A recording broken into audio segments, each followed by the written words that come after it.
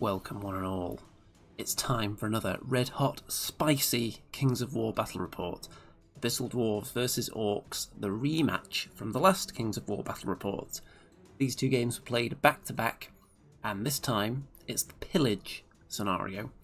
So I'm still perched here recovering from my knee operation, but in exciting news I have made a lavish purchase of a footstool, which my leg is now resting on, so I can comfortably sit at my desk, which I couldn't do before, so I spent a lot of time in bed the last few days until this arrived, and now it's a game changer. So let's dive in to the battle report. Abyssal Dwarves and Orcs again, as you can see here, and last time it was the control scenario, and in much the same way, I'm not sure who this one favours, Pillage, because obviously the Abyssal Dwarves have the advantage of having flying chaff units that can be kept in reserve and held back until the end of the game when they can leap onto an area to score. So potentially leaping onto objectives right at the end of the game. The Orcs have war drums and orclings which can potentially do a similar job, but they're a bit slower.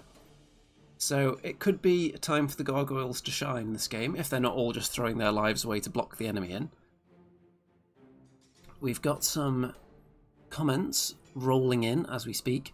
Dwarven Darkness is convinced of the spiciness of this video. Yep, it's going to be definitely quite strong on the spice rating. Christian says, footstool recuperation while casting in your leg cast. Well, my leg is not in a cast. It was more of a slicing operation where they had to cut in and take something out. So there's a wound there, and I'm trying to bend my leg as little as possible so that it heals properly. So, on to the army lists. Let's start with the Abyssal Dwarves. So, we've got 2 regiments of Immortal Guard with Infernal Warden's upgrade to give them Crushing Strength 1. We've got 4 troops of Gargoyles. We've got 2 regiments of Abyssal Half-Breeds. One of them with Blessing of the Gods, so they become elite, in addition to their usual vicious, and one of them with Brew of Sharpness, so they now hit on 2s. So a couple of very nice units there. And, as I've mentioned in the past, Blessing of the Gods and Brew of Sharpness, they get more expensive if you take them on hordes or legions compared to regiments. So anytime you can get something that is technically a regiment, like normal cavalry for instance, you get quite good value out of it, rather than putting it on something like Grotesques, who are technically a horde, even though they have a similar attack profile. So, nice bit of a saving there, putting it on the regiments. Then we've got 2 Grotesque hordes, one with Liliana's Tear to ignore Dread and Brutal and Shattering, and one with the Mead of Madness to give them 1 Wild Charge. So a little bit of extra charge range on that one, just to bring their speed up a little bit and bring up the average speed of the army, because this obviously is all about speed, this list. 3 Abyssal Half-Breed champions with no upgrades, just naked running around and being annoying, 145 points each. And for that, you don't want to get them killed too willy-nilly, because they're not that cheap, but they are cheap enough, I would say. And being individual and fast, you can usually keep them safe until the moment is right to thrust them where you need them. And they're all inspiring as well, so when you add that to Bracky and the Grotesque champion with a Blade of Slashing, that is 5 sources of inspiring. One of them is very inspiring with Bracky. We've got lots of Dread and Brutal in the list. All the Grotesque units are Brutal. Bracky has Dread, so that's going to be coming up quite a bit. Plenty of inspiring.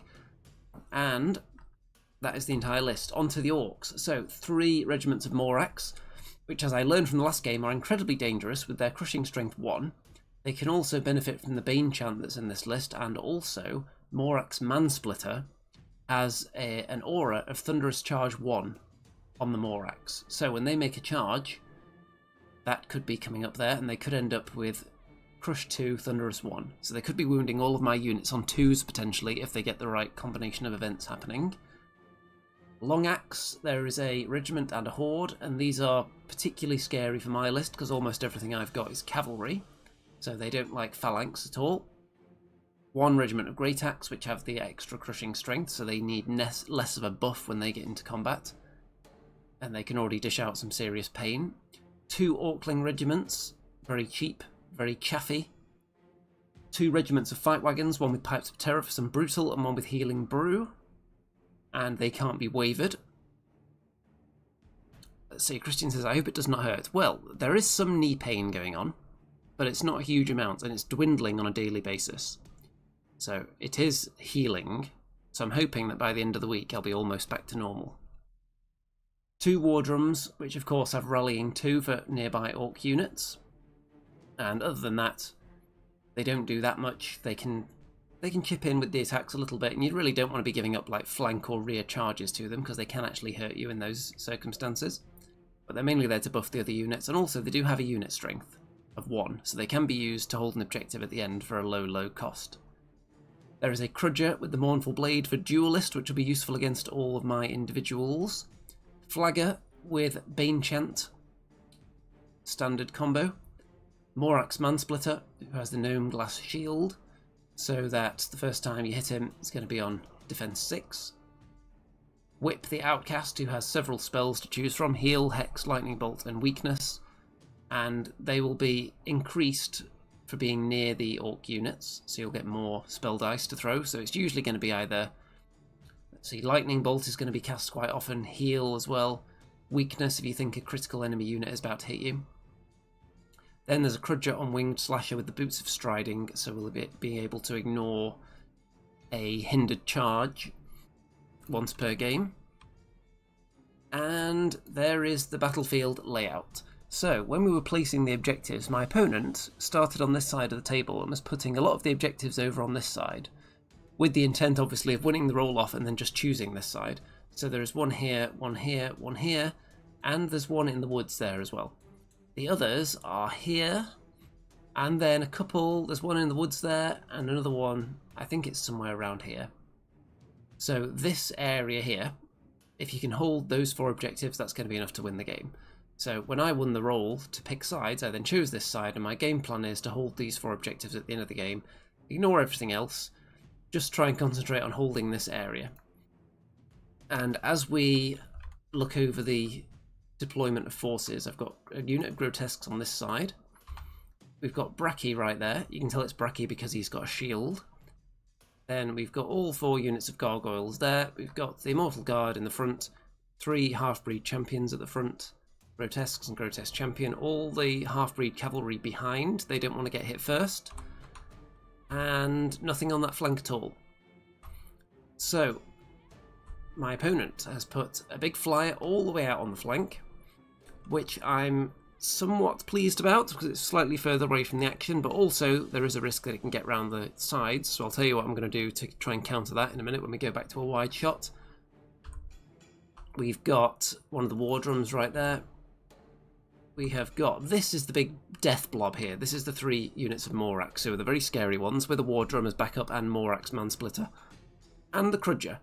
The one unit I'm not so sure about is this big horde of Longaxe, because I think they're one of the most terrifying units in the entire list, as far as my army is concerned, just because they have that phalanx.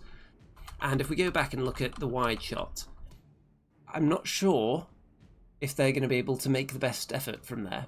I think sticking them right in the middle would have been very annoying for me, and I would have had to throw things in front of them endlessly to stop them coming in. And they're not going to fit through this gap, so maybe I would have put Morax here who can actually fit through without touching the hedge. Another thing, if they really want to flank, then maybe just starting them on the hill rather than behind the hedge, and then if anyone goes to get them, if they charge off, they get extra thunderous charge, and they're still protecting anything from getting around the sides and flanking the Orc army, I think, there. But you can't argue too much with a very compact deployment. I just think in this matchup, that is the scariest unit for me. And I think unless they're going to advance very rapidly beyond this, and even then they've got the woods to contend with, and if they're making hindered charges, in fact if they're making charges at all, then I feel like they're losing something, because as soon as they charge out of formation, they can get flanked, and if they get flanked, they don't get the benefits of phalanx. So I would have probably had them somewhere closer to the middle, but I can also understand all the Morax being in this very juicy spot right there. My plan is to build a line here across the 2 objectives, one in the woods and one there. So I'm going to want to pin back this unit and stop them coming in, and if they do come in, they'll be charging into this difficult terrain, which I can live with, and then I'll position units to flank them should they come in, which is maybe what this unit will do.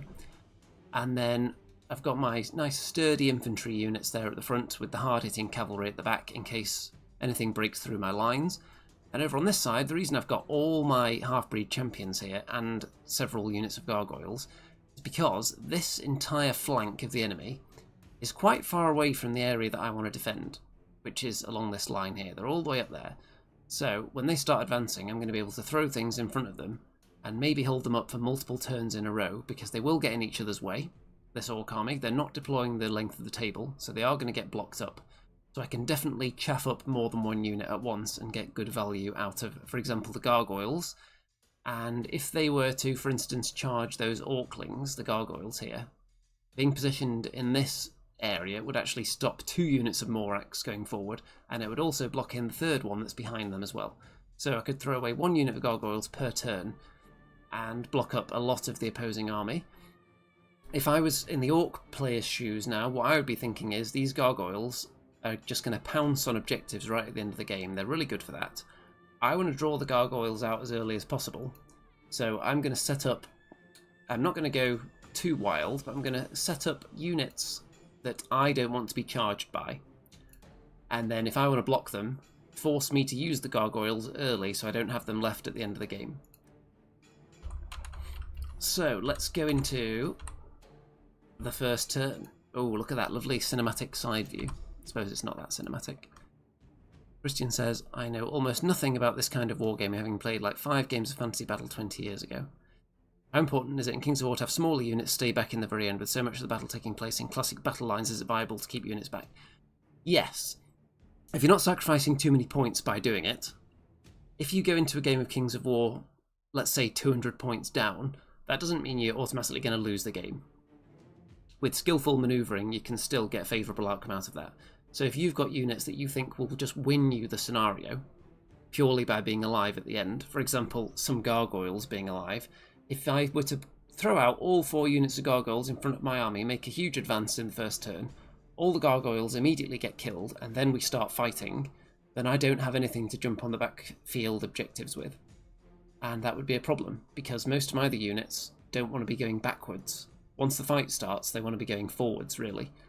So I want to set up my slow infantry in a line here, keep gargoyles back when I can, and if I'm going to throw one of them out in the front, I'm going to try and get good value out of them and block up more than 1 unit with each unit of gargoyles. Not every wargame system is the same, though. And with Kings of War, usually you're prioritising scoring the objectives over killing enemy units.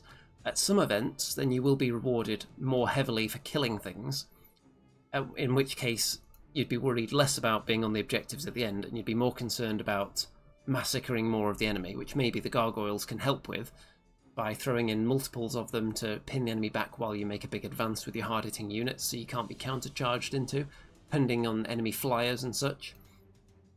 But for games like this, when you're mainly just trying to win the scenario, not that concerned about how much you kill, then I like to keep something back, if possible. It's not always feasible. So, I get the first turn, and I've made the advance, and that's pretty much where I want to contest the battle. Maybe a little bit further forward, because I want to be ideally 3 inches above the objectives. Because that means if the enemy charge into the unit I've got there, unless they kill me, they're not going to be close enough to contest the objective with their unit strength. So you want to be just over 3 inches above the objective. And Bracky is going this way. He is prepared to be a bit of a speed bump to the long axe, because he's got good nerve, good defense, and he's got regeneration. So even on his own, he could hold that unit up for most of the game, possibly, unless they get some lucky rolls against him. But what I can do, if he chooses to block them, he can position himself there. If they want to get past, they'll have to charge him into the woods. And if they come down here, they'll go into the woods, but here they'd go into the hedge, which is an obstacle, so they'd be making a hindered charge. And Bracky is not going to kill them, because he's only got 6 attacks, so he's not going to kill them, really. So all he would have to do is not countercharge them, and just force them to keep making hindered charges over and over again into him, and they'd be very unlikely to get past him, so that'd be one way to pin them back. The other deterrent to them coming out is this unit here, which you're just watching the flank, and then when the time comes later in the game, Bracky can go and pin them in place, as I described, and the grotesques can move in onto the objective into the middle here when they're needed. you can see I've got my half-breed champions all around here behind the hill, and just waiting for the enemy to advance and then deciding whether I want to block them off or not. Into the enemy turn, and you can see a human hand rolling some dice. There's not been a huge aggressive advance there, but yeah, that's whole turn. So mostly just repositioning and not too eager to advance yet. And do I think that's a good idea from the Orc perspective? Because I'm currently in a winning position, because I'm in a spot where I can leap onto all these objectives. I've got these two, and these two are definitely within my grasp. I'm not throwing the gargoyles onto them yet, because there's no need, because I want the flexibility of being able to use the gargoyles to block up enemy units, or to hit flank charges if I see one. But then also later in the game they can just pounce here if I hadn't had to use them for anything yet. The reason they're staying back is because Whip the Outcast has Lightning Bolt.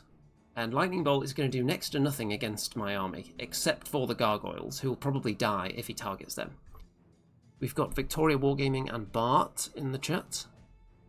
Good evening. Whenever I see the name Bart, I'm always tempted to say it in the Sideshow Bob sort of way, like, Bart. Especially Lisa, but especially Bart. Like that. I don't know how good an impression that is, but I always thought that was a hilarious line.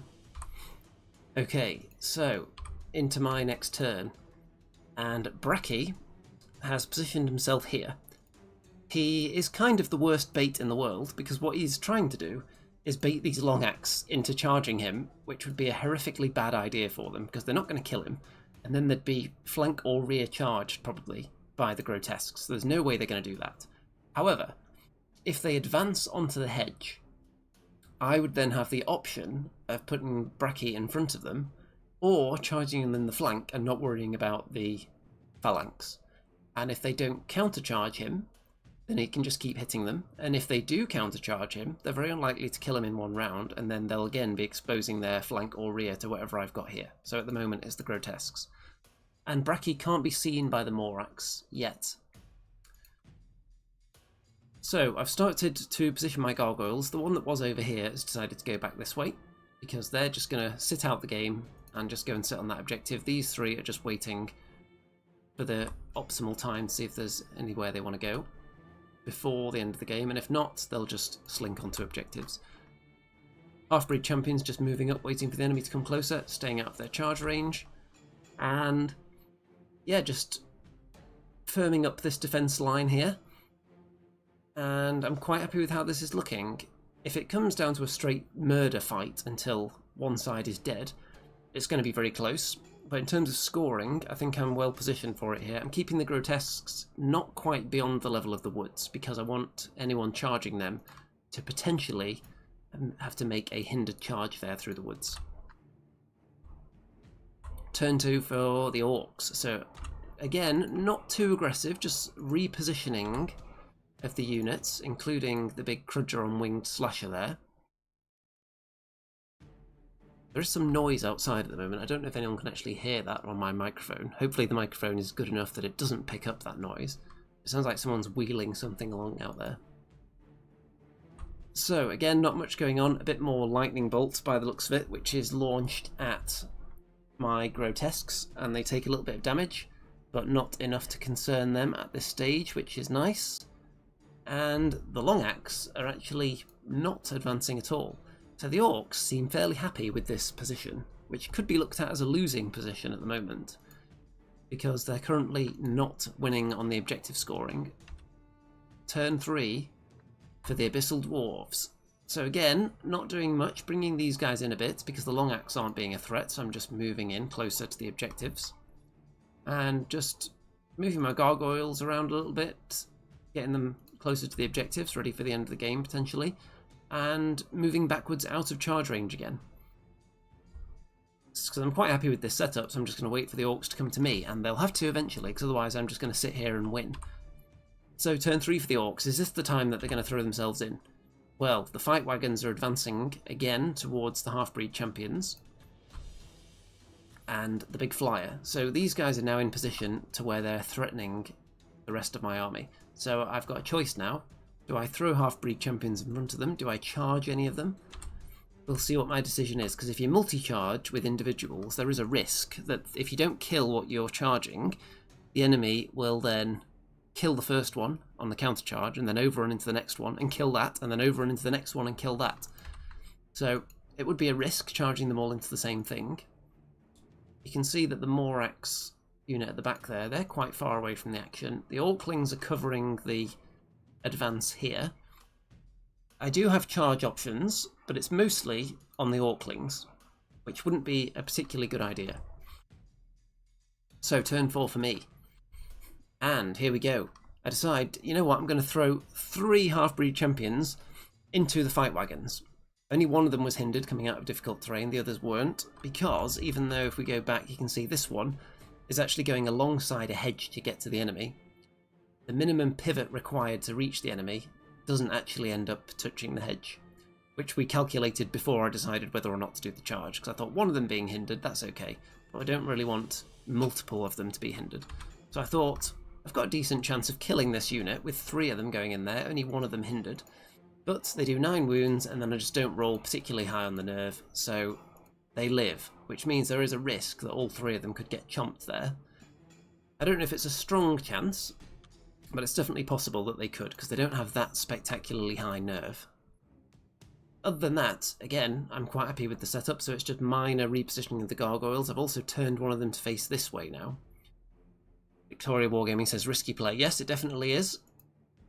But I thought that was a risk worth taking, because if they kill that one unit, then this one could go sideways, this one could overrun, this one could maybe go that way sideways, so the enemy wouldn't be able to then hit them all at once with things, and would have to like go one-on-one battles, which would be beneficial to me, because they're less likely to kill them that way.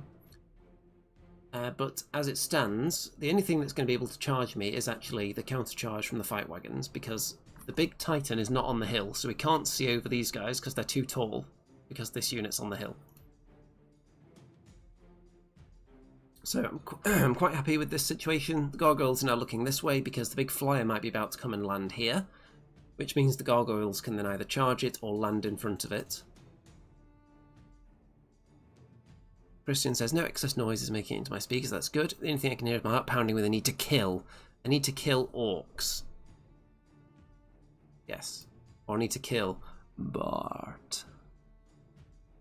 Okay, so let's see what the orcs do in retaliation. Is this finally the time for the orcs to start throwing units into combat? Yes.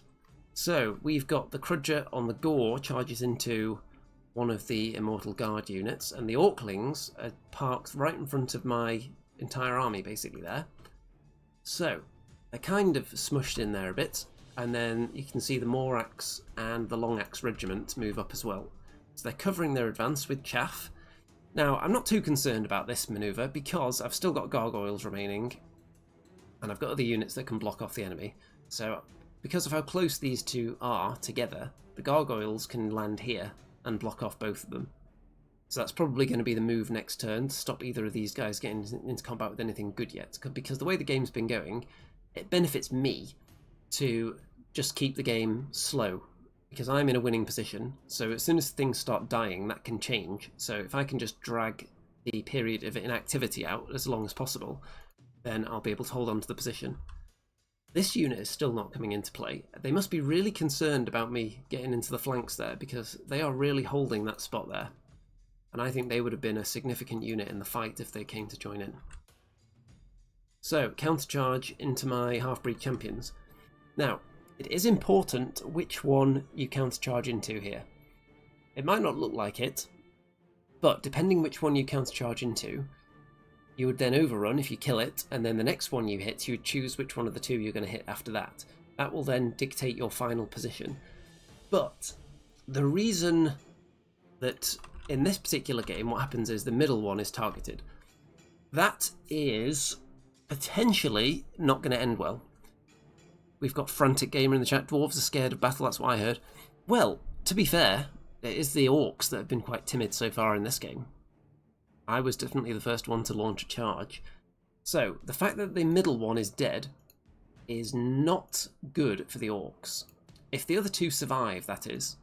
Because if you kill the one on the end, that limits, because the two remaining would be right next to each other, that limits what they can do next turn, because they do get a free pivot as an individual, but they can't pivot and just land in each other. So the fact that they've got a space between them now means that they do have space to maneuver. So if you're ever in a situation like this, deciding which unit to attack, think about, if you kill the middle unit, are you giving more options to the other two units because of the space you've created? And just for general advice, when you're deciding which unit to kill, look at maybe what's behind as well and what gap that could potentially fill based on what you kill. So, things to think about, because the thing I'm going to attempt in a minute, we shall get to. The next one only gets wavered. So it's this one. And that means that that one has to countercharge them, which cramps my style a little bit, because as soon as this middle one died, I was thinking, if these two survive, my plan is going to be, this guy is just going to turn around, charge the flank of the flyer, and then this guy is going to try and finish off the fight wagons. And the gargoyles are going to land in front of the flyer, so that if I do a wound with this guy, that means that it can't fly anymore. And it can't get past the gargoyles who are going to be blocking it in, so it can't flank charge the rest of my army. However, because this guy's wavered, he has to countercharge, so this guy has to be the one doing the damage now. So, we'll get to that in a moment though, because it's quite complicated. So, 5 damage done from the Crudger onto the Immortal Guard, but they're not too concerned about that. And for the next turn, I'm going to be throwing gargoyles out in front. Other than that, I'm not going to be too aggressive, because I'm in a good position. So, this is the situation we find ourselves in. Now, this guy's position isn't accurate to where he would be after turning around, because he was right up to the fight wagons there. So this is just to illustrate what he's doing. So with his first pivot, he can look over and see the flyer. He can then use his pivots to go yoink, dunk, yoink, dunk. However, the slight issue that we were running into as we were figuring out whether he can actually get in there, was that he can't fit in here. So if he was to touch here, he wouldn't be able to legally be placed there. So we dove into the rulebook, because the rulebook states that the amount you pivot is the minimum required to complete a charge into the enemy. So if you make the minimum pivot, you end up touching here. But that's not a position where you can complete the charge, because you can't fit into this base here, and you can't touch here and then place over here. So because he's individual, we determined that what he can do is pivot, go here, and then pivot and look down this line here, and then move all the way down there, so he makes contact at the first possible opportunity to complete a legal charge, which is around here, and then he just places in this gap here. So, because the middle guy's died, that's now been opened up. Otherwise, I would have had to fiddle about moving units around after combat and not been able to charge with all of them. So Bart confirms, yep, that is correct. So we did play it right. We dove through the rulebook, we got some second opinions, because we were playing at Mantic HQ, so we got a couple of the Mantic staff to weigh in on it as well. Not because there was any tension in the game, but just because we wanted to make sure it was correct, because it is going into a battle report.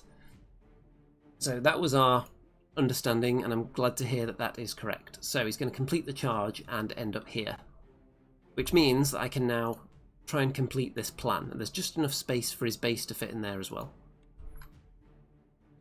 So the gargoyles have landed up here, so they're going to prevent this flyer from getting into the flank of my army as well. And this guy is going to try and finish off the fight wagons on the counter charge. The Immortal Guard are going to try and finish off the Crudger. Well, they're going to try and hurt him. They won't kill him in one round. The Grotesque Champion, the Grotesque Horde, and the Immortal Guard all charge into the Orclings. You might think that's overkill, but what I want to ensure is that they stay in a solid line, and that they never give up their flanks to anybody. So they just want to stay perfectly aligned. The Gargoyles are then blocking off both these units of Morax, who won't be able to physically turn around and fit through gaps to get to these two units. Now, these Morax could get to this unit, potentially. It might require him getting out of the way, but they could get there. However, I have got a unit of cavalry waiting to strike as well. One of the objectives is right here, by the way. My other cavalry unit, my other half-breeds, are positioned behind the gargoyles, so that if anyone wants to charge in and kill them, I'll get the first strike in at the flyer next turn. You can see that I did 3 wounds with the half-breed champion there, which is why this guy is not going to be able to fly.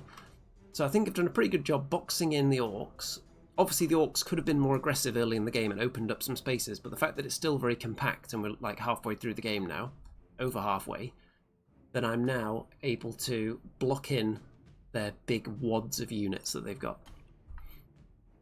So, turn 5 for the Orcs. The big winged slasher into the gargoyles. The fight wagons, one into each half-breed, because you'll notice I didn't actually kill that unit of fight wagons with one of them last time, so it's doing a good job surviving. And in the centre, we've got the Long Axe Regiment.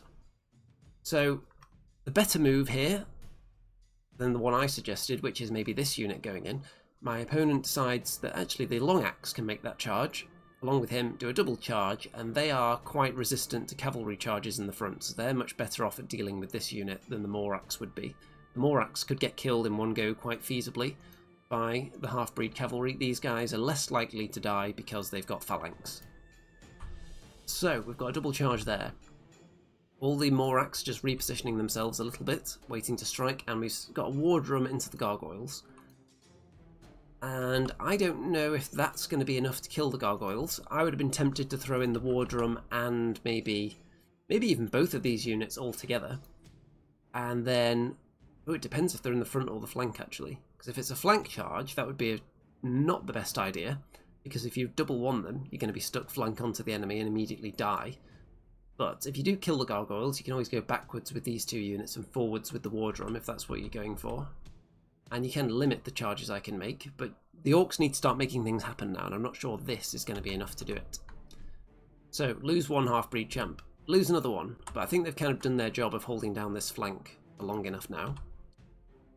The gargoyles get wavered, which is okay. It's not the best actually though, because even though it keeps them alive to potentially score, the fact that they're wavered means that they can't countercharge, so this guy is protected, and he's also going to be able to fly and maybe hit someone in the flank next turn. It's going to be unlikely I can charge him with these guys, because the gargoyles, since they're flyers, they lose nimble when they are disordered, and yeah, I think it's just disordered, isn't it? And because they're wavered, they can only go backwards, so I don't know if they can leave enough space for this unit to get in. So, how do I feel at this stage? Still good. I've still got this solid line on the objective. You can see that the Immortal Guard are at death's door now. They could have easily died that turn, but they held on for once more, which means these Immortal Guard now have a flank charge into the Long Axe. Can I resist it? Let's find out. In my turn 6, so maybe only one turn left each. There's one objective here, so really what I want to do is just make sure all the objectives that I want are mine. So these gargoyles are here. These gargoyles can go backwards and land on this, because it looks like the war drum did absolutely nothing to the gargoyles there. These grotesques are going to move towards the woods. Bracky is going to throw himself in. Possibly. Let's see. So gargoyles onto the objective, these gargoyles onto the objective. Grotesques onto this objective, the other grotesques, then let's see what they do. So these ones are still in the woods, but they go forward a bit so that the enemy can't reach the objective on turn 6. And the other gargoyles are just hanging out in front of them. Grotesque Champion kills the war drum. And the Immortal Guard, both units of Immortal Guard, finish off this blob of enemies here with a flank charge into... Let's go back and show you. So this one makes a flank charge in here. So I think the gargoyles had to move sideways to facilitate that maneuver. They went in there. I think this unit... I sent something into him first, and then the overrun then went into the Long Axe, I think. So I was able to kill that area, which is nice. Yeah, you can see he's been cleared out as well. So I've had to leave my flank open to the Morax with these Immortal Guard, and the reason I've done that is because I had to move them... Let me show you the positioning. So because they were here, I wanted to block up this unit of Immortal Guard from being charged, and they have to face that way. So in order to do that, these ones had to go forwards, I think, or maybe just shuffled that way actually. So they couldn't turn, because I don't think that would have protected enough of the space that I needed to protect. So they ended up going closer to the Morax. They're locking them down in that position, and all they can do now is charge me, kill this unit, but they're not on an objective. The objective is about here. So I've got loads of units surrounding it, And this one isn't being taken off me, definitely. These two down here with the gargoyles aren't. The only one that's a slight worry at all is the one here, which I've got 3 units on. So I've positioned my cavalry at the back there so they can't be hit by the flyer. There's nowhere for him to land. And if they hit any of the front units with a fight wagon and the flyer, that's not enough to take the objective off me, even if they kill one of the units. So what they have to do is to kill 2 of these units. If the flyer and the fight wagons, if those 2 charge in here and kill both these units, then the orcs could actually take this objective. Although I'm not 100% sure, because the unit that goes in here would have to overrun and get within 3 inches of this objective, which is like under here somewhere. So I'm not sure whether they could actually even do that. So maybe if the flyer goes in here and the fight wagons go in here, because they're wider, so they may be able to get to it. But I don't know if the flyer would be able to from going in there. So really I just spent a couple of minutes just positioning these units to minimise who could be hit, who could be doubled, who could be double charged, and which enemy units could get to within range to contest the objective that's under here after combat.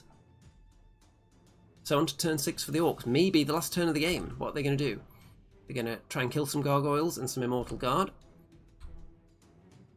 The fight wagons go into the half-breed cavalry, and the flyer into the immortal guard there, which is, yep, I think that was the right move, because potentially you've got a higher chance of contesting the objective with everyone now. And other fight wagons into gargoyles. You can see these orclings are just hanging out at the back on an objective, and these great axe are hanging out on an objective. Now if I was a unit of great axe, I'd be thinking, I feel like I could have had a more significant role in this game than just sitting on an objective. But at the end of the game, that's what counts. So this unit are really the letdown though, because they're still not coming out to play. And I think by this point my opponent realises that they're not really going to impact the game. So gargoyles dead. Immortal guard dead. And they overrun, but they stop right there, which means they can be flank charged by the grotesque champion if there's a turn 7, which is good. You can see here that the half-breeds do not get killed by the fight wagons, which is good. The gargoyles on the hill get killed by the fight wagons over on the right flank. And the immortal guard do get killed by the big flyer. So you can see exactly where the objective is now. So if the game ends now, I've got this one because I've got 2 units contesting it and my opponent only has this unit here. So, is there a turn 7 or have I just won? There is a turn 7. Bum bum bum. So high drama right now. So me first. So just consolidating my positions on these back objectives, and then I need to try and kill some stuff. So the half-breed regiment there, they managed to kill the big flyer, which is really nice. Good job for them. And these guys managed to finish off the fight wagons, and then they overrun in front of the next unit of fight wagons, which boxes them in and stops them reaching down here to contest the objective. Then up here, Bracky and the grotesque champion flank charged the Morax that were right here. He goes backwards after combat, so he's then blocking up those Morax. And at this point, my opponent is going to have to hit him with 2 units, because if he only hits with 1, he's going to centre up like there, which means that when he tries to overrun, he would only hit this guy and not the unit that he needs to kill. And you can see that they're fighting Morax Mansplitter there. So it's going to have to be a double charge into Bracky to keep this unit on this side, so then they try and kill him, then overrun into the grotesques, try and kill them, who aren't damaged at all, and then overrun past them. So it's just, you're putting more steps in front of your opponent. It's like, the analogy I use is like a tennis match, where you just keep hitting the ball back over the net. Even if you think you're going to lose because your opponent's making you sprint all over the place and they're just standing there deflecting the ball back and forth, just keep hitting it as many times as you can, and you never know, it might work out. They might make a mistake, they might hit the net. So you just give your opponent as many hoops as possible to jump through, and force them to jump through all of them. So they've got Bracky in the way, so first of all they have to do enough wounds to him, so they have to commit multiple units there really. They then have to roll on his nerve twice and kill him. They then have to roll far enough on the overrun to reach the grotesques, which is going to be a good 3 inches I think. They then have to roll enough damage with a single unit on the grotesques to try and kill them. They then have to roll the nerve twice, because probably the grotesque champion might still be alive depending on the choices here. So just give them lots of barriers to overcome. Over on this side, I'm feeling pretty confident because these guys, you can see, regenerated their wounds, the half-breeds there, and they're going to be hit in the front by the fight wagons. So they'd hope to survive that, but even if they don't, even if they overrun from here about 6 inches, I don't know if they get to within 3 of the objective there anyway. So that's a very long shot. So turn 7 for the Orcs. Double charge into Bracky. And you can see that Morax Mansplitter has just got out the way because he was just in the way. And these guys could overrun into the Grotesque Champion. These guys can overrun into the Grotesques should they kill Bracky. So they do phase 1 with 1,000,000 wounds, get rid of Bracky. And then they overrun. And they get into the Grotesques, but only waver them. So that is how the game is going to end. And there we go. So it's a win for the Abyssal Dwarfs. We've got a pair of glasses strewn about the table there. So Abyssal Dwarves have 1, 2, 3, 4, and the Orcs have 1, 2, and I think the other one is down here with the long axe, which is why they decided not to abandon that position later on in the game. But really, that's a really valuable unit against my list, and I never had to fight them. So I don't know, the Orcs didn't have that much chaff though. And if you stick something like a war drum out there, you're losing its benefits because it's far away from your army. So I don't know what I would have used. Maybe both units of Orclings would have been better off just sitting back on objectives rather than being used as chaff in this particular game. Because a lot of the Orcs, the hard-hitting units, the scary ones, most of them barely got to fight. And I was able to block them up when they decided the time was right that they wanted to advance towards my good defense line. They did crack through quite a lot of my units, and then obviously with it going to turn 7, things could have changed. But in the end I was able to kill enough stuff and reign supreme for the Abyssal Dwarves. So, how do I feel about this Abyssal Dwarf list archetype that I've been running quite a lot this year? It feels pretty good. But what feels better is the fact that I started building these lists and painting more fast Abyssal Dwarf models before they made them good, and I didn't even know they were going to do that. I didn't know they were going to give them new, improved rules to the Grotesques and the Half-Breeds. That was just a surprise after I'd already been testing out the fast list. That just dropped, and I didn't have any inside information on that, so that felt pretty good. However, because I'm definitely not going to qualify for the Masters this year, because I already had to back out of one Kings of War tournament because of my knee operation. So the next one I'm attending is Clash of Kings. There's another one in November, and there's not going to be too many more, so I'm definitely not going to qualify for Masters this year, just because I've not been to enough events. So I'm thinking for Clash of Kings, I might just try and put out the coolest army I can, and see how that goes. So that would be Night Stalkers with my 3 Shadow Hulk list. There's 3 Shadow Hulks. There's the Portal of Despair, which is also really big and cool, and I could just take a really cool Titan list of Night Stalkers. I could also run some fast stuff in there as well. The dogs are quite good, the Shadow Hounds. So yeah, I could make an interesting list with the Night Stalkers maybe for Clash of Kings, so let me know if you think that would be cool. If you were rocking up to Clash of Kings, would you rather face my Abyssal Dwarfs, or would you rather face the tentacly eyeball-infested Night Stalkers? What else is coming up on this channel? So, obviously I've not been able to play too many games lately, with being stuck at home, but hopefully I'll be back up and about later this week, or next week. So hopefully this week though. So there'll be some more Warhammer Old World coming. There is an Old World tournament this weekend coming up, so I'm hoping I'm going to be recovered to attend that, because those videos do some good engagement and good views on this channel. And yeah, since I started doing the Old World coverage, actually the subscriber count has had a nice spike, and my event calendar is quite booked up for August. Pretty much every weekend, I think. Let me check here. So yeah, I might only have one free weekend in the entire of August and early September that I don't have a tournament on. Lots of Old World, lots of Age of Sigmar, and then in September there's Kings of War. And I'm keeping my eyes peeled for Deadzone events as well, so let me know if any of those come up anywhere within striking distance of Nottingham anytime soon. Because obviously Deadzone is a fantastic game system. Speaking of Deadzone and Kings of War, if you're thinking of being in Nottingham in October, then why not check out the links in the description for 2 tournaments that I'm running. One Deadzone on a Sunday and Kings of War on the Saturday, both on the same weekend. There's a ticket you can get for both events for a reduced price, and that's going to be fun. That's going to be at the TSN Arena in the centre of Nottingham, same place that I held my previous events.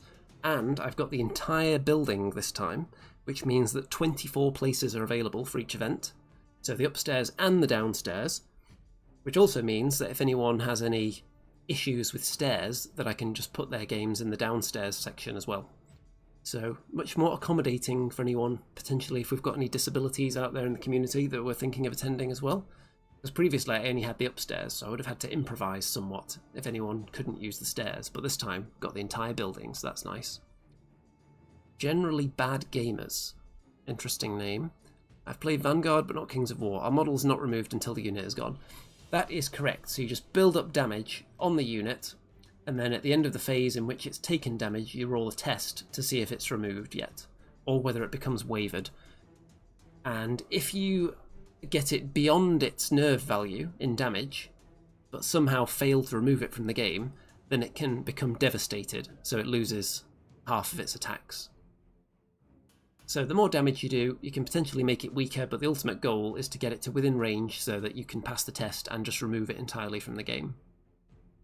It does save a lot of time. You can squeeze in Kings of War into quite a short time span compared to other game systems, which also means you can play bigger games in a short period of time as well. The other thing I'm enjoying, because obviously I'm playing a lot of games at the moment, and they are going to draw direct comparisons to each other, particularly Kings of War and the Old World, and at some point I'm going to do a full video comparing them. It's going to have some really controversial clickbaity title, like, is Kings of War better than Warhammer? Something along those lines. And in the pros for Kings of War column is definitely going to be the fact that it feels more like a battle that all the units are taking part in. Because if you look at this game, obviously unless you choose to hold units back, everything can participate in the game. If you throw everything forwards, things are going to be able to fight. That's just the way it is. You won't necessarily be given favourable matchups, but that's because if the enemy is positioning more cleverly than you are, for example, then you might not necessarily fight the things you want to fight, but you're going to be able to fight and contribute, so you're going to feel like part of the game. Other game systems, often avoiding the enemy entirely is very possible. Especially because if we look at Old World, for example, at the moment, in Old World, every scenario is just kill. So any unit that is chaff, its main job is to just not die, because it doesn't want to give away its points. So things that aren't going to contribute in a meaningful way to the game just hide in the Old World at the moment, because there aren't any scenarios.